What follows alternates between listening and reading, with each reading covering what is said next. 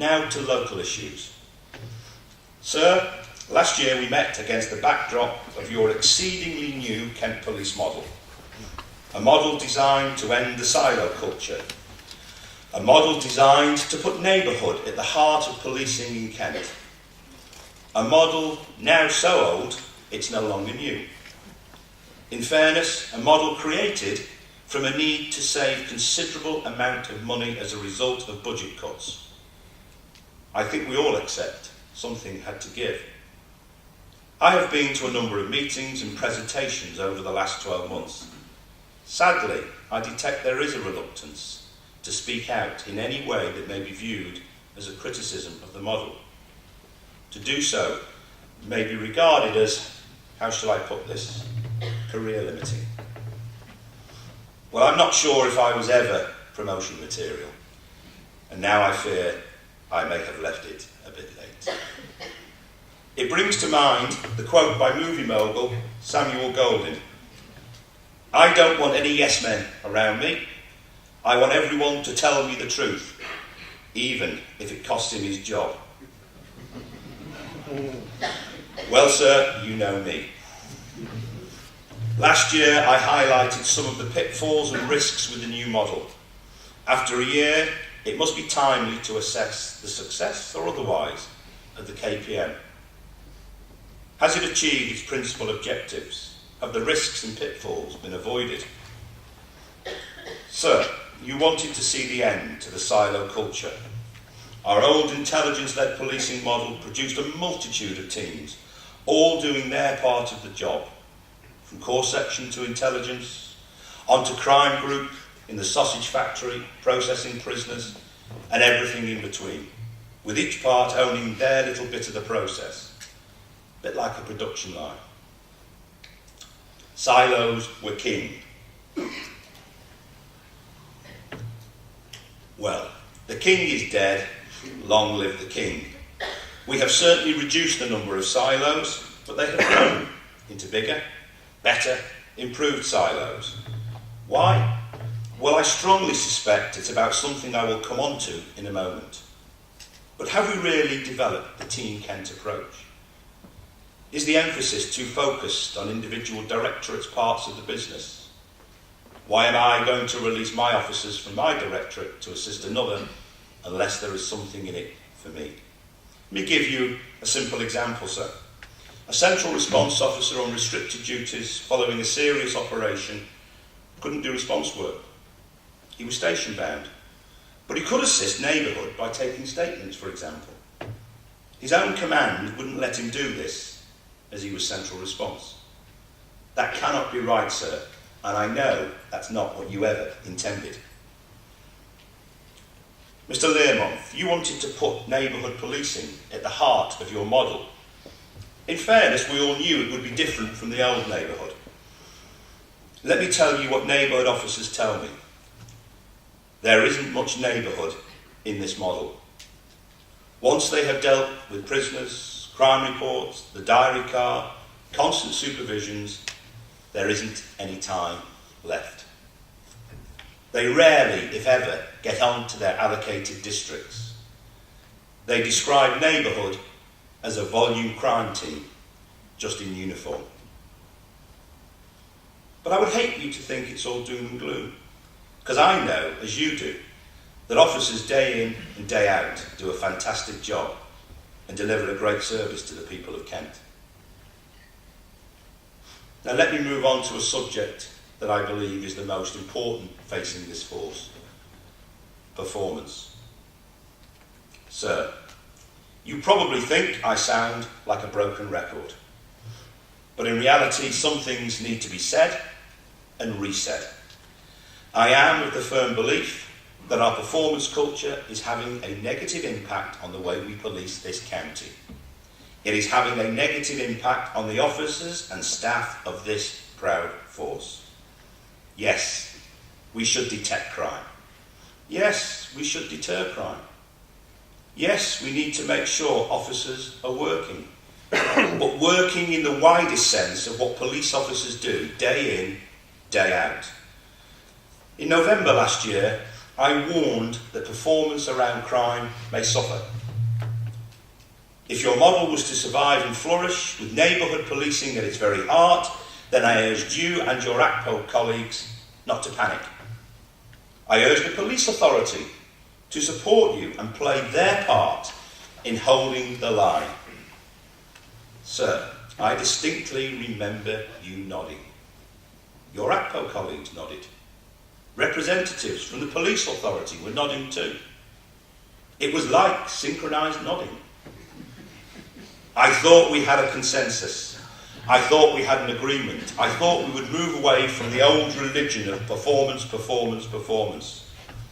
Mr. Learmonth, my questions are simple. What went wrong? Did that consensus disappear as quickly as the nods of agreement stopped? I have written to you highlighting some of the practices on division that provide you with your performance figures. I'm sure the officers here tonight will recognise them. When we want more sanction detectives, charge section 5 as opposed to drunk and disorderly. When we want to reduce crime, charge drunk and disorderly as opposed to section 5. When we want to reduce crime, deal with simple drug possession in a more pragmatic way. Seize the drugs for destruction, but use your discretion and give a verbal warning. Don't do a crime report. When the push is for sanctioned detectives, bring the full weight of the law to bear on the same scenario. Individual targets for sanctioned detectives. But in fairness, I believe some don't call them targets anymore, they now call them benchmarks. Well, I say this: if it looks like a duck, swims like a duck and quacks like a duck, it is a duck. PPIs and TPIs are in reality alive and well. But sir, let me be absolutely clear. I am not talking about individual wrongdoing, I am talking about a culture. It is this culture that leads to a focus of activity on quantity, not quality. Charging drunk and disorderly as opposed to section 5 reduces the violent crime figures. But does it mean there are any fewer instances of drunken yobbery? It cannot be right that someone in simple possession of cannabis gets a criminal record based on where Kent Police currently sits in its performance cycle. And of course the real irony about a sanction detection rate of 35%, which I know is a good overall sanction detection rate, but is the public reaction to this good news. They simply say, well, what about the other 65%?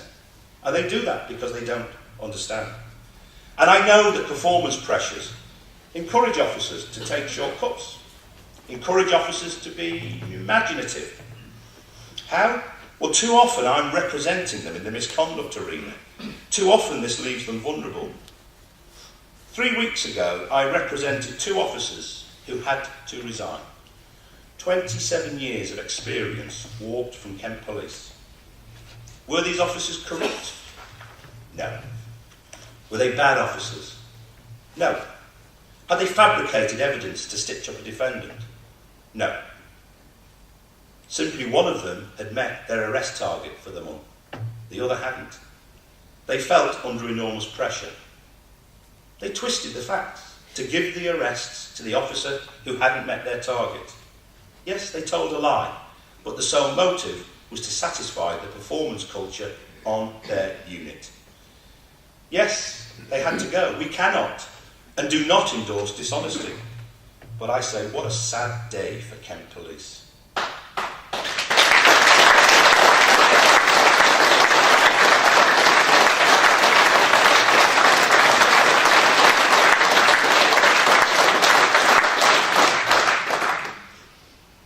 Mr. Learmonth, you have often said, performance without integrity isn't performance.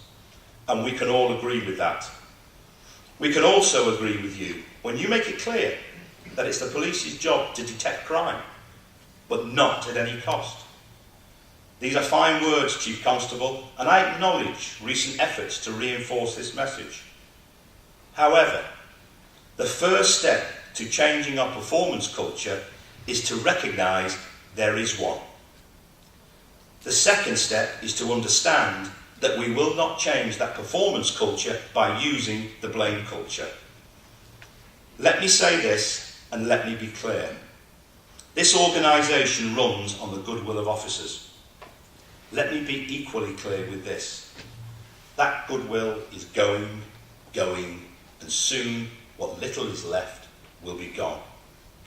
Windsor Parts 1 and 2, pensions, a lack of resilience, and the performance culture are all combining to take their toll. It seems as if we've been under the cosh since May 2010. Lord Stevens, former Commissioner of the Metropolitan Police, who is conducting an independent review of policing, has said, "We have a national crisis of morale which threatens to undermine the work our officers are doing. I think we are plummeting to the bottom." In his survey, 95% of officers do not feel supported by this government.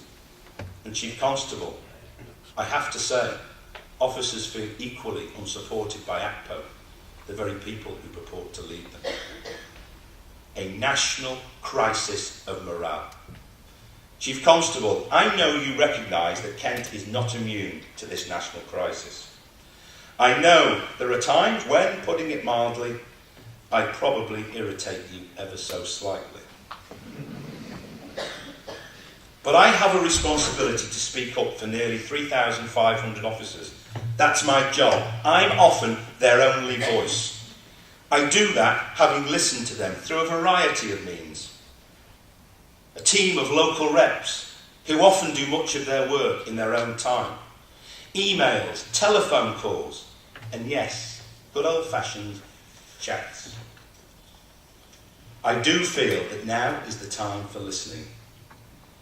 Listening to officers' concerns over performance. Listening to officers regarding morale. Listening to officers' genuine concerns. My idea is a simple one.